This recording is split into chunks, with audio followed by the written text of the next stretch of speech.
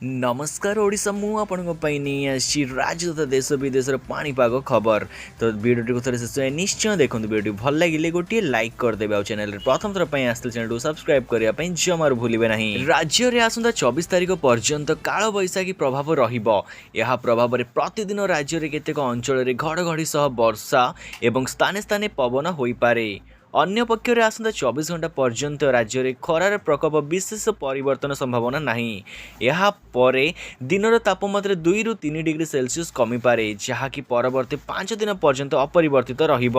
ଭୁବନେଶ୍ୱରର ପାଣିପାଗ କେନ୍ଦ୍ର ପୂର୍ବାନୁମାନ ଅନୁସାରେ ଗୁରୁବାର ପୁରୀ, ଖୋର୍ଦ୍ଧା, ନୟାଗଡ଼, ଗଞ୍ଜାମ, ଗଜପତି, ସୋନପୁର, ବୌଦ୍ଧ, ନୂଆପଡ଼ା, ବଲାଙ୍ଗୀର, କଳାହାଣ୍ଡି, କନ୍ଧମାଳ ଆଦି ଜିଲ୍ଲାରେ ଗୋଟିଏ କିମ୍ବା ଦୁଇଟି ସ୍ଥାନରେ ହାଲୁକାରୁ ମଧ୍ୟମ ବର୍ଷା କିମ୍ବା ବଜ୍ରପାତ ହେବାର ଆଶଙ୍କା ରହିଛି। ରାଜ୍ୟର ଅନ୍ୟାନ୍ୟ ଜିଲ୍ଲାଗୁଡ଼ିକର ପାଗ ଶୁଖିଲା ରହିବାର ସମ୍ଭାବନା ରହିଛି।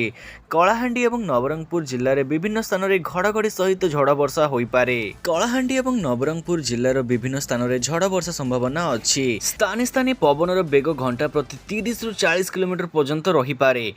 ବୁଧବାର ରାଜ୍ୟର ସର୍ବୋଚ୍ଚ ତାପମାତ୍ରା ପ୍ରାୟତଃ 34 ରୁ 36 ଡିଗ୍ରୀ ପାଖାପାଖି ଥିଲା। ଗୁରୁବାର 10ଟି ଜିଲ୍ଲାରେ ବିଜୁଳି ଘଡ଼ଘଡ଼ି ସହ ବର୍ଷା ସମ୍ଭାବନା ରହିଥିବା ବେଳେ କଟକ ଓ ଢେଙ୍କାନାଳରେ କୁଆପଥରର ବର୍ଷା ହେବାର ପୂର୍ବାନୁମାନ ରହିଛି। ଏଥିସହ 40 ରୁ 50 କିଲୋମିଟର ବେଗରେ ପବନ ବୋହିପାରେ।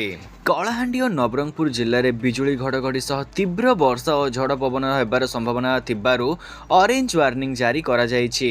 ସେହିପରି ମାଲକାନଗିରି, କୋରାପୁଟ, ରାୟଗଡ଼ା, ଗଜପତି, କନ୍ଧମାଳ ଜିଲ୍ଲାରେ ବିଜୁଳି ଘଡ଼ଘଡ଼ି ସହ ବର୍ଷା ଓ 30 ରୁ 40 କିଲୋମିଟର ବେଗରେ ପବନ ବୋହିବାର ସମ୍ଭାବନା ରହିଛି। ଏହି ଜିଲ୍ଲାଗୁଡ଼ିକୁ ୟେଲୋ ୱାର୍ଣ୍ଣିଂ ଜାରି କରାଯାଇଛି।